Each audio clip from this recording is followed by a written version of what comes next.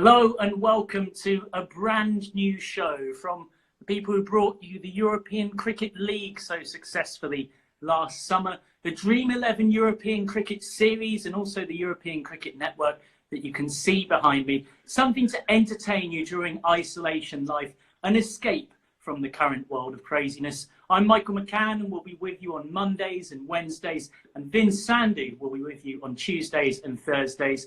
Joining me for this very special first ever episode of the brand new European Cricket Studio, it is a man who you might already know if you've seen some of the posts on social media, or you might have guessed from the background that he's used for the last 10 minutes or so. It is the former Australia and Hong Kong international and current Netherlands head coach, Ryan Campbell. Good afternoon, Ryan.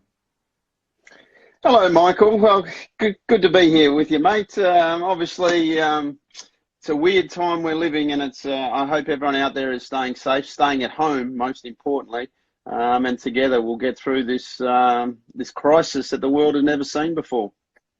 Yeah, it does feel a million miles ago since we were together up on the commentary box in the manga with you ripping the heck out of me for my appalling dress sense, which was entirely fair, might I add. It was, yeah. So some people might have heard while they were waiting for us to get going, some of your kids charging around in the background, which leads to the very obvious start of the 10. So what's your isolation setup? Yeah, the isolation setup, obviously in Holland, we're like most places throughout Europe. There's schools are closed, daycare's closed. All sporting venues are closed. So, I have a 2-year-old and a 4.5-year-old who are at home. The 4.5-year-old, it's very important for us that his schooling continues. Unlike me, he has really grasped the Dutch language and is going really well with it. So we don't want him to fall behind. So yeah, during the day, it's from about 8:30 or 9 o'clock. It's school time till about 12:30. And I found out that I'm a very poor teacher.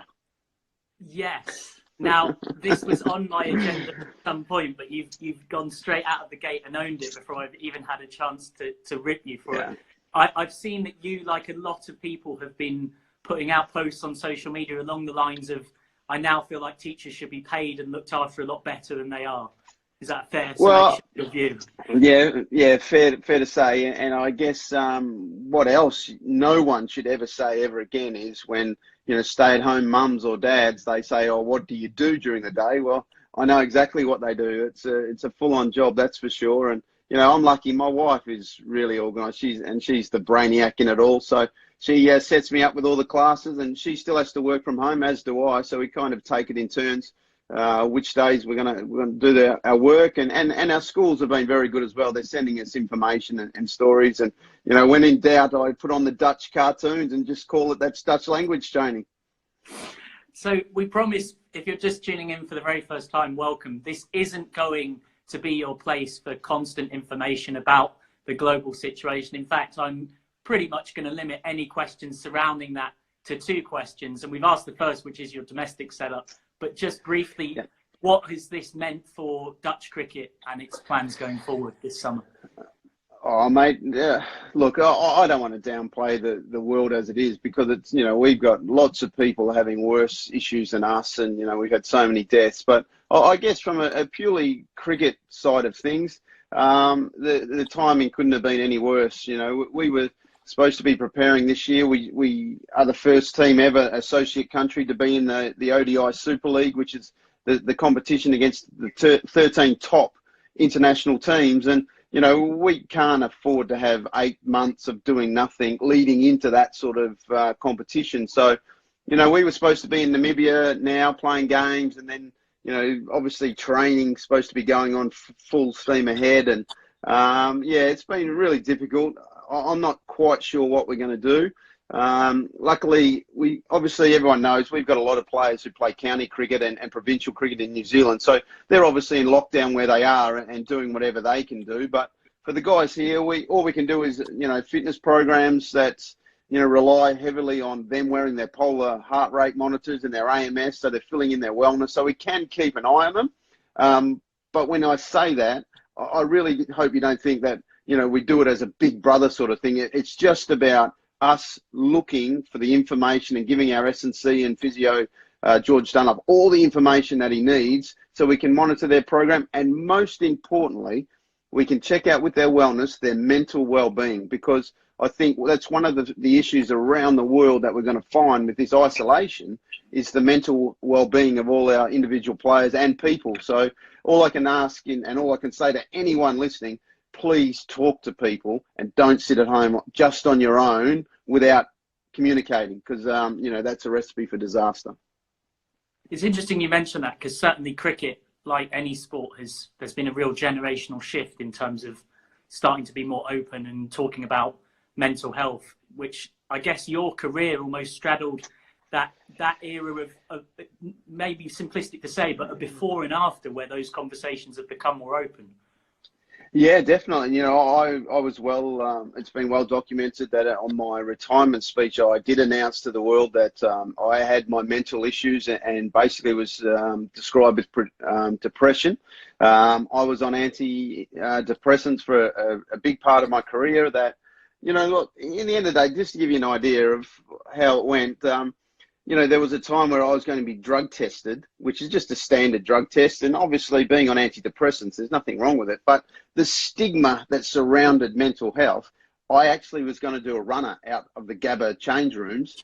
And my coach, who was the only person who knew about it, except for obviously my close family, he actually grabbed me by the scruff of the neck and held me back and said, whoa, slow down, and explained that everything's okay. And, you're going to have to go and just fill in the forms. Tell them what it's about. And again, even when I wrote down the form, I just felt that the drug tester looked at me and as he read the drug and sort of went, what? Antidepressant? What have you got to be depressed about? But, that was just in my head and all that. But, it was, and it was tough. And I found that when I announced it at my retirement speech, that lots of people came and straight up to me and said, oh, thank you. I've had so many issues. I didn't know what to say. And as it turned out, the WA Premier at the time, Jeff Gallup, actually announced his resignation about a week or 2 weeks later, citing mental health problems. And we actually caught up and had a chat about it. And he, just said the same thing. I just couldn't go on any further and I should have spoken about it earlier, but, it is what it is. So, yeah, I'm really glad that, without being too down about it, I'm really glad that a lot of athletes nowadays declare their issues and men talk about it, because it is one of those ones that, look, no one wants to talk about. Are you comfortable enough to say who that coach was, who kind of understood and took you aside and in that difficult moment was there? Mate, absolutely. My coach, Wayne Clark, who is a legend of WA cricket, and he really was my my main coach for my whole WA career. I think I had Michael Valletta for a couple of years in between time, but Wayne Clark was our coach, and mate, he was a great people motivator and people person. Did he teach me how to play cover drive? No. But what he did was he embraced the person and made sure that he got the very best out of a player in a time when WA cricket was at its peak. You can argue all you want, and I hate, comparing eras, so to speak, but that WA team of the late 90s, mid-90s to 2000s is probably one of the greatest it's ever been. And, he had to manage that and handle it and get the most out of it. And so that's interesting that you mentioned that WA team, because there's a story you tell of Adam Gilchrist joining, you fearing what happened next. Just explain that initial conversation, because for those who aren't real cricket badgers, they might not know that Adam Gilchrist was not always a WA man by any means. No. So, look, he was playing for New South Wales. We had Tim Zura, who was obviously a quality wicket-keeper batsman for WA in Australia. And I was the number 2 in WA as a youngster. Was brought into the squad and then sent to the Cricket Academy under Rod Marsh's tuition. And, at that time, it was basically a finishing school. You went there to get ready and then you would play first-class cricket. And I had a knock on my door. And in came this geek with big ears, and he looked at me and said, "Hi, I'm Adam Gilchrist." And mate, I just wanted to, sound you straight out and tell you that I've been asked to come to WA and I'm moving there. And, that to me not only summed up the guy, he was a brilliant person and one of my greatest friends. So but he wanted to tell me in person and say, this is what's happening. So I didn't want you to find out any other way. So at that point, I obviously thought, well, my career's screwed, because I knew how good Adam Gilchrist was at the time. He hadn't set the world on fire, but and you'd heard the stories. So basically, I had a heart-to-heart with Rod Marsh at the academy at the time and said, I'm not sure what I should do here, even if I should even stay. Maybe I should just go home. And he said, no, mate, you are going to be an opening batsman. I've always believed that you can open the batting with your attacking, aggressive style. You've never done it before, but I'm going to tell you, you're going to do it now. I guess the steps were put in motion, and I opened the batting for the academy and had my aggression sort of style on it, and that was the way he always said, to be true to yourself. And so that's how I went about it. And as it turned out, I ended up playing half, if not three-quarters of my career as an opening batsman for WA before I took over the gloves from Adam. And of course, you did get the chance to play a couple of ODIs and to open the batting for Australia. And what some people might not know about those two games, which you of course will know because you were out there doing it, is that in an era where scoops and ramps were the kind of terminology that I think if you'd have used on cricket commentary, someone would have looked at you a bit confused, thinking you'd lost your cricket dictionary or something. You were actually doing this to Mr. Zoyser, and we've actually got footage that we can play through. Just tell us what memories come back when you see this. It's a long time ago, that's for sure. But look, it's a lot more hair back then. But look, they were great memories. That was, I remember playing for Australia A, and I think Justin Langer was the captain of Australia A at the time, and he said to me, "Look, Campbell, we want you to go up the order and give us a bit of a spur on." And I'll be honest, the whole thing about the scoop, mate, as a wicketkeeper, I sat in every bowler's meeting known to man. And basically, in one-day cricket at the time, everyone said exactly the same thing. We are going to bowl really full, nail your Yorker, we'll bring fine leg up, and then they can only hit you down the ground. And so I just sat there and I kept thinking to myself, well, if I know where it's going to be and if I can get to it on the full, I can just literally hit it straight over my head, and there's not going to be anyone there. And that will force the field to change, and then I can go back to something else. But that was my theory.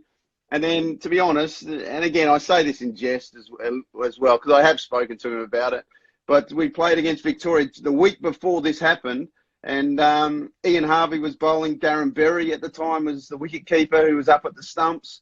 And Darren Berry did have a big mouth, and he chatted and was sledging the absolute crap out of me. I decided, well, now was a good time to test the theory of the scoop, and if I can get it right, I can whack him right in the face.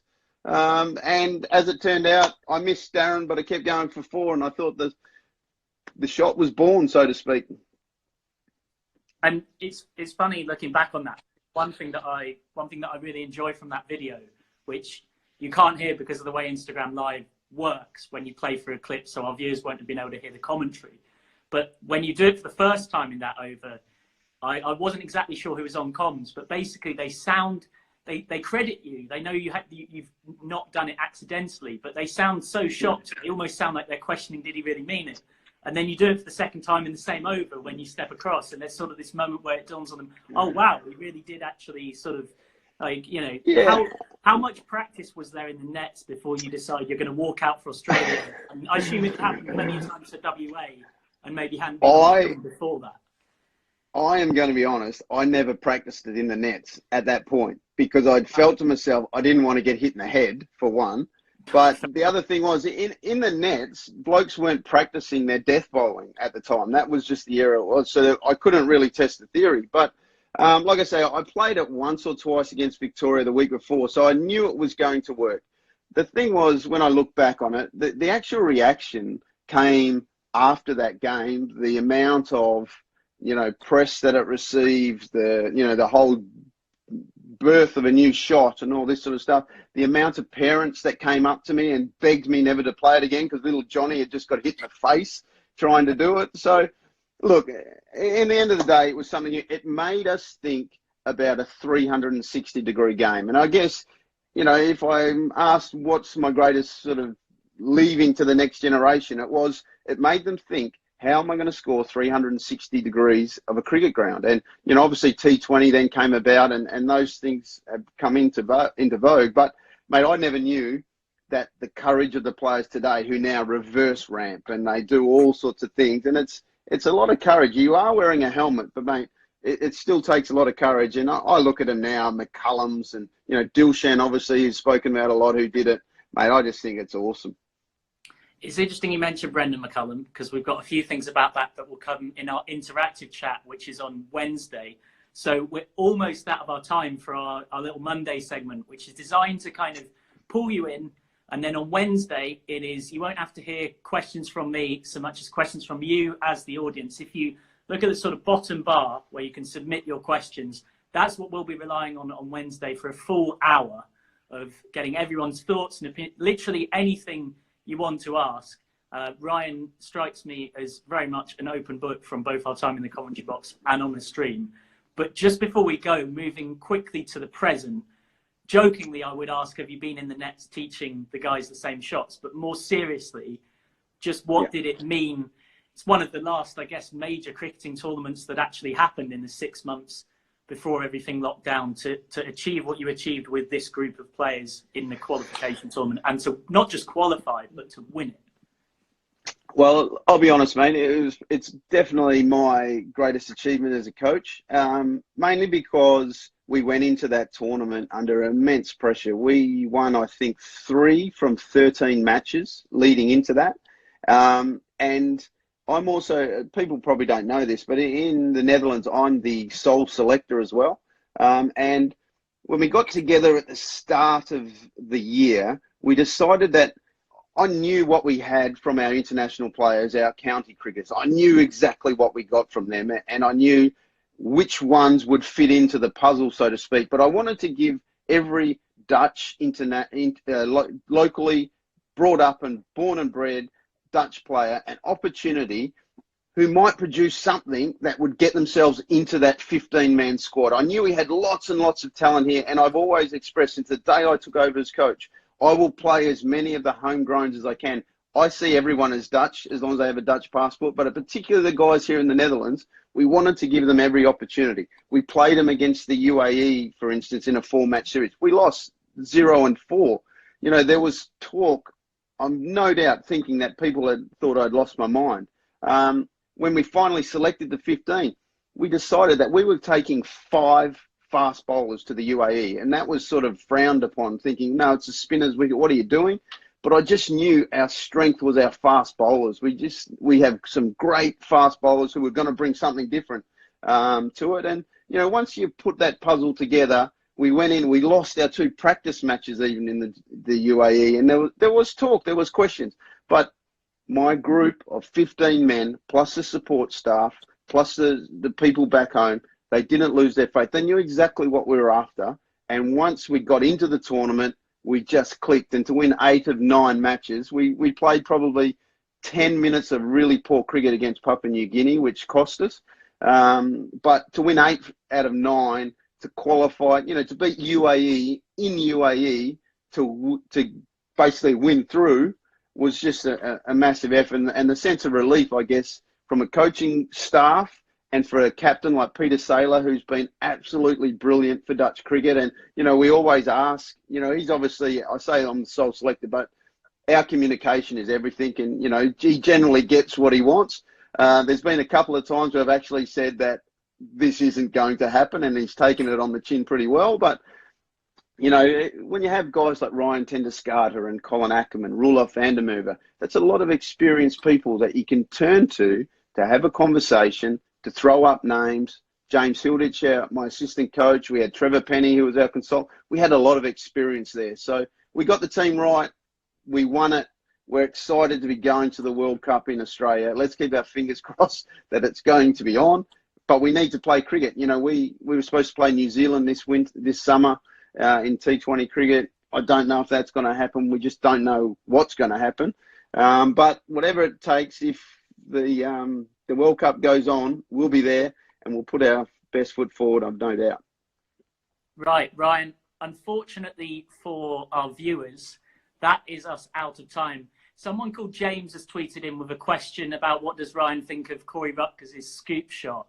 But we want to actually get Ryan back on Wednesday, and I feel like if we asked him that, we might not. But on Wednesday, maybe with some footage to help us, we can do a technical assessment of that. But for now, thank you very much for your time, Ryan. It's been an absolute pleasure to have you on, and hopefully everyone sends in plenty of questions for you on Wednesday. No worries, mate. Look forward to chatting again. Brilliant. Thank you, Ryan. All right, so that was Ryan Campbell, who, of course, we've got back on Wednesday. Thank you ever so much for joining us wherever you've been across the world for this brand new project to go with the European Cricket League, the European Cricket Network, and the Dream 11 European Cricket Series that you can see behind me, the newly launched European Cricket Studio.